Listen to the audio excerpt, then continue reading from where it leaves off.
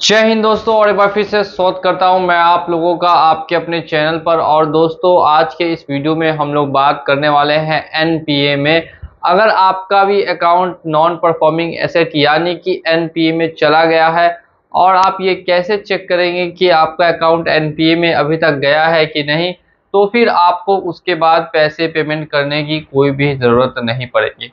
तो आज का ये वीडियो इसी टॉपिक पे होगा। काफ़ी लोगों ने ये कमेंट किया था, तो वीडियो को एंड तक वॉच कीजिएगा बिना स्किप किए। आपको पूरी इन्फॉर्मेशन आज के इसी वीडियो में मिल जाएगी, तो वीडियो को देखते रहिएगा। और साथ ही में जो भी लोग हमारे चैनल पर नए हैं और जो उनको लोन रिलेटेड हेल्प चाहिए, वो चैनल को सब्सक्राइब जरूर से ज़रूर करें, ताकि उनकी पूरी से पूरी हेल्प की जा सके। तो एक बार फिर से आप लोगों का स्वागत है, और वीडियो को करते हैं शुरू।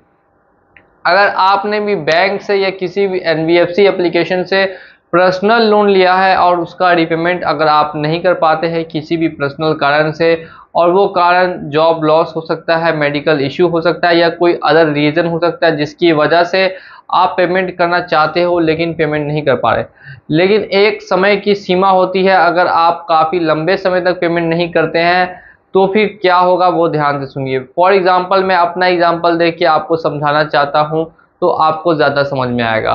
मान लीजिए कि मैंने 1 लाख रुपए का लोन लिया था किसी बैंक से, और उस बैंक ने बार बार मुझे कॉल किया, नोटिस भेजा, और रिकवरी एजेंट मेरे घर पे भेजे। उसके बाद भी मैं उनका पेमेंट टाइम पे नहीं कर पाया, और मेरा ड्यू 1 साल तक हो गया।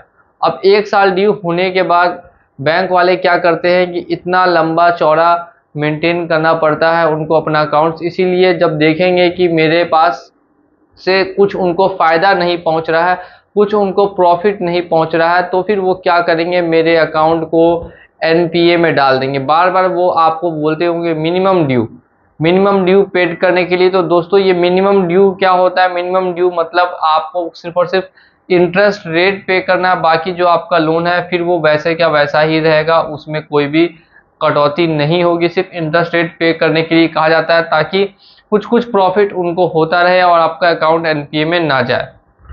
देखिए, एनपीए में अकाउंट मेरा 1 साल तक मैंने लोन पेमेंट नहीं किया, तो फिर चला गया, क्योंकि मेरे पैसे से कोई भी प्रॉफिट बैंक को नहीं हो रहा था।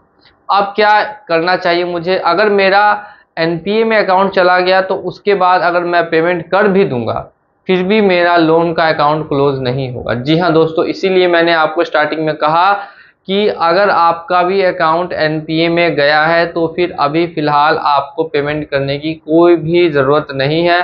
और इन केस अगर आप पेमेंट कर देते हैं, तो फिर आपका लोन अकाउंट क्लोज नहीं होगा। तो एनपीए में जाने के बाद कब तक एनपीए में रहेगा? क्या इसके बाद भी बैंक वाले परेशान करेंगे? तो बिल्कुल, एनपीए में डालने के बाद भी बैंक चाहती है कि उस पैसे की रिकवरी करना, तो वो फिर भी आपको थोड़े दिन परेशान कर सकती है। और अगर आपने जानबूझ के पैसा नहीं दिया है, तो ऐसा बिल्कुल भी मत कीजिए। अगर आपके पास किसी तरीके से कंडीशन है, तो बैंक वगैरह को मेल कर दीजिए कि इस कंडीशन की वजह से मैं पेमेंट नहीं कर पा रहा हूँ। लेकिन डायरेक्टली आप उनको मना नहीं कर सकते कि मुझे पेमेंट करना ही नहीं है, और आपको कुछ ना कुछ कारण देना होगा वहाँ पे कि आपने क्यों पेमेंट नहीं किया है। अब ध्यान से सुनिएगा कि आप कैसे चेक करेंगे। तो इसके लिए आपको क्या करना है, जो आपका सिबिल स्कोर होता है वो जाकर आपको लगातार चेक करते रहना है। तो वहाँ पर आपको पता चल जाएगा कि आपका जो अभी अकाउंट है वो एनपीए में गया है कि नहीं गया है। ज़्यादा से ज़्यादा मैं देखता हूँ तो 3 महीने ड्यू होने के बाद भी एनपीए में किसी किसी का अकाउंट जाता है, किसी किसी का 1 साल ड्यू होने के बाद भी एनपीए में अकाउंट जाता है।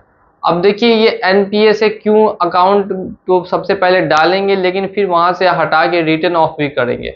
तो ऐसा क्यों करते हैं? क्योंकि अगर किसी भी बैंक का दोस्तों एनपीए रेशियो बढ़ जाता है, मान लीजिए 100 कस्टमर्स ने लोन लिया है, और उसमें से 15 या 20 कस्टमर्स उनका लोन पेमेंट नहीं किया, और उनका अकाउंट अगर बैंक वाले सभी का एनपीए में डाल देंगे, तो फिर बैंक का एनपीए रेशियो बढ़ेगा, और उस बैंक में लोग फिर पैसा डिपॉजिट करना नहीं चाहेंगे।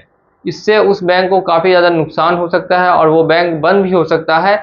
इसीलिए यहाँ पर देखा जाता है कि एनपीए में जब लंबे समय तक अकाउंट जाएगा, तो उसके बाद जो बैंक होती है वो छोटे छोटे लोन के अमाउंट को रिटर्न ऑफ कर देती है, यानी कि माफ़ कर देती है एनपीए में जाने के बाद। खासकर 6 महीने का समय लगता है, और ये प्रोसेस कंप्लीट किया जाता है। अगर आपको पेमेंट करना है, तो फिर आप कैसे कर सकते हैं वो ध्यान से सुनिए। तो सबसे पहले तो आपको बैंक के मैनेजर को, या अगर एनबीएफसी एप्लीकेशन से लोन लिया है, तो उसके मैनेजर को एक मेल करना होगा या फिर विजिट करके उनको बताना होगा कि इस प्रॉब्लम की वजह से आपने अभी तक पेमेंट नहीं किया था, लेकिन अब आप पेमेंट करना चाहते हैं, तो जो आपका अकाउंट अभी एनपीए में डाला गया है उसको फिर से पीए में डाला जाए, परफॉर्मिंग एसेट में डाला जाए, तभी आप उनका पेमेंट करें। अदरवाइज अगर आप उनका पेमेंट कर भी देंगे तो फिर आपका लोन का अकाउंट क्लोज नहीं होगा और बाद में आपको फ्यूचर में प्रॉब्लम होगी पैसा पेमेंट करने के बाद भी। तो पूरा प्रोसेस क्या है वो मैंने आपको फिर से बता दिया है, फिर से बता रहा हूँ कि सबसे पहले आपको बैंक के मैनेजर के पास जाना होगा या फिर मेल करना होगा और बताना होगा कि किस वजह से आपने पेमेंट नहीं किया था, और साथ ही में आपको बताना है कि अब आप पेमेंट करना चाहते हैं। तो आपको बोलना होगा, रिक्वेस्ट करना होगा 2-3 बार कि जो आपका एनपीए में अकाउंट है उसको दोबारा से पीए में डाला जाए और वन टाइम आप उसको क्लोजर कर सकते हैं पैसा पेमेंट करने के बाद। तो ये पूरा प्रोसेस है एनपीए में अकाउंट जाने के बाद कैसे पेमेंट करना चाहिए। काफ़ी लोगों ने ये हमसे पूछा था और साथ ही साथ में काफ़ी लोगों के ये सवाल भी थे कि क्या अकाउंट एनपीए में जाने के बाद आपके ऊपर केस वगैरह या कार्रवाई वगैरह होती है। तो मैं आपको फिर से ये भी बात बता दूं कि अगर आपका अकाउंट एनपीए में है तो बस बैंक आपको परेशान कर सकती है पैसा रिकवरी करने के लिए। बाकी केस वगैरह और कार्रवाई वगैरह दोस्तों 99.99% केस में देखी नहीं जाती है। सिर्फ आपके पास एक वैलिड रीज़न होना चाहिए जो आप बैंक को बता दें कि जिस वजह से आपने अभी तक पेमेंट नहीं किया, बाकी किसी तरीके से दिक्कत नहीं आती है। और ध्यान रखें कि जो भी नोटिस आता है उसमें से कौन सा नोटिस आपको इग्नोर करना है, कौन सा नोटिस इग्नोर नहीं करना है।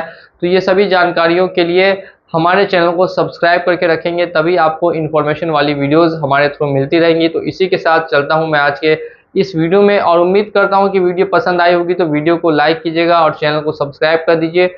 मिलूंगा अगली वीडियो में बहुत जल्द। जय हिंद, जय भारत।